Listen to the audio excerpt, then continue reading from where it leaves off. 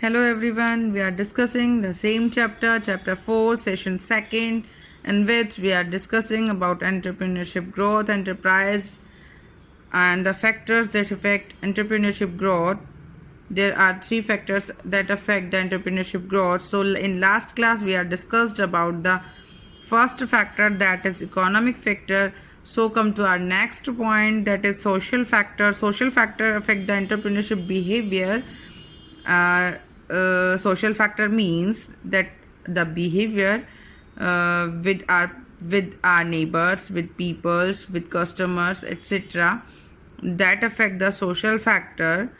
That means if people want to grow with the shape and basic beliefs and values and norms of their business, so entrepreneur behavior is play a most important role in entrepreneurship growth. So first, social factor consisting, there are only 5 key points which are totally based on social factors.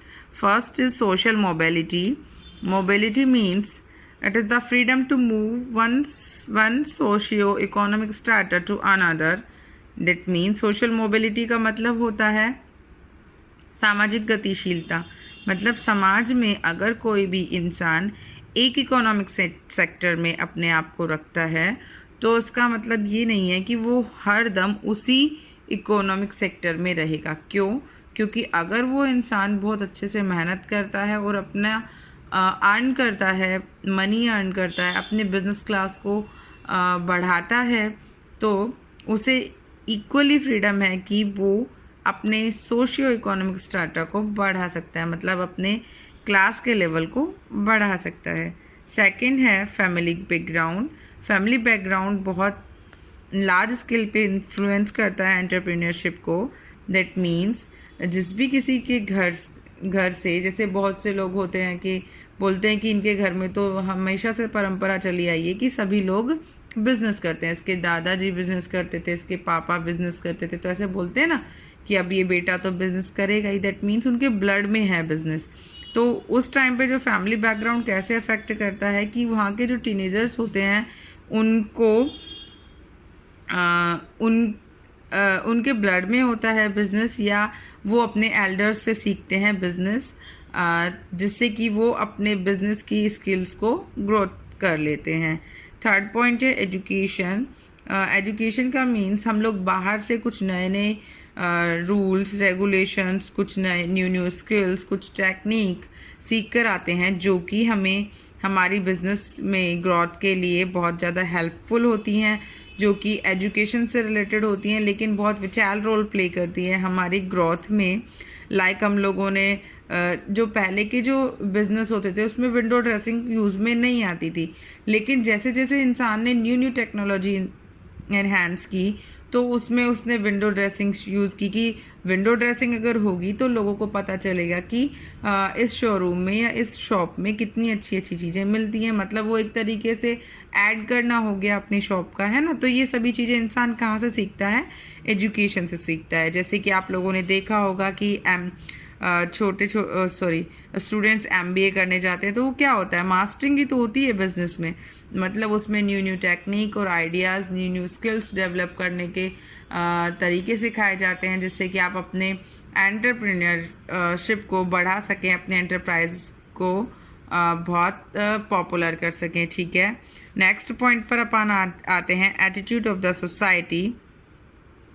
Society का attitude क्या आप लोगों के लिए क्या है, ये भी आपके एंटरप्रेन्योर के लिए बहुत इनोवेटिव वर्क करता है. लाइक अगर आपकी सोसाइटी आपके लिए पॉजिटिव सोचती है या वो आपके वर्क को देखकर परेशान नहीं है, प्रोग्रेसिव आपके वर्क को देखकर कुछ सीखती है, तो वही एटीट्यूड हमारे काम आता है. वो एस्टैब्लिश करता है वे ऑफ लाइफ को. ठीक है, हमारी ग्रोथ में एक इम्पोर्टेंट फैक्टर प्ले करता है, इम्पोर्टेंट रोल प्ले करता है. ठीक है, मतलब लोग हमारे बारे में क्या सोचते हैं। जैसे भाई सिंपल सी बात है, अगर हम सिंपल एग्जांपल लेंगे तो आपको ये चीज़ें समझ आ जाएंगी। जैसे कि आप सोचिए कि आप किसी शॉप पर जाते हैं, आप उस शॉप वाले के नेचर से समझ लो कि उस शॉप वाले का जो नेचर है वो इतना अच्छा है कि कोई भी उस इंसान से परेशान नहीं होता। तो इसी वजह से उसके वहाँ पर कस्टमर्स की भीड़ लगी रहती कि वो हाई फाई रेट नहीं लेता है, वो किसी से झगड़ा नहीं करता है, वो इजीली अगर कोई इंसान उससे उधारी लेता है तो वो दे देता है ना। तो ये सभी चीज़ें भी सोसाइटी का एटीट्यूड डिपेंड करती हैं। नेक्स्ट जो अपना लास्ट पॉइंट है, कल्चरल वैल्यूज़। कल्चरल वैल्यूज़ का मतलब कि सोशल फैक्टर के अंदर कल्चरल कुछ वैल्यूज़ हैं जो कि एंटरप्रेन्योरशिप की ग्रोथ को अफेक्ट करती हैं। वो कैसे कि जो पहले पुराने टाइम में जो सोसाइटी होती थी वो स्ट्राइव नहीं करती थी, मतलब प्रयास नहीं करती थी कि हमें इकोनॉमिक सेक्टर में हमें और ज़्यादा कुछ गेन करना चाहिए। लेकिन आज के टाइम के जो लोग हैं वो इतने ज़्यादा मोटिवेट हैं कुछ नया नया करने के लिए, वो कुछ न्यू वेंचर्स स्टार्ट करते रहते हैं जिससे कि वो सोशल कल्चर ग्रुप बनाते हैं जिससे कि वो अपने एंटरप्रेन्योरशिप को और ज़्यादा बढ़ा सकें। ठीक है, जो जबकि पहले जो लोग होते थे वो इजीली जितना होता था उसमें सेटिस्फाइड हो जाते थे। ठीक है, तो ये हमारी आज की जो कल्चरल वैल्यू है जो कि हमें कुछ न्यू इनोवेटिव करने के लिए एनकरेज करती है, प्रेज करती है। ठीक है, इसके लिए बहुत सारी कम्युनिटीज़ बनी हुई हैं जो कि बिज़नेस को एनहेंस करने में बहुत ज़्यादा अपना वर्क प्ले करती हैं। तो ये हमारा हो गया सेकंड फैक्टर जो है सोशल फैक्टर।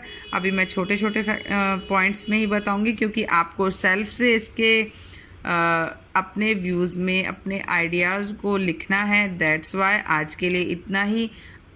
आई नो कि अगर आपको कुछ चीज़ें क्लियर नहीं दिख रही हैं तो आपको प्रॉब्लम हो रही है, but there is a need of to purchase a book ना, so you have to purchase the book and make self notes by the help of books. ठीक है, थैंक यू।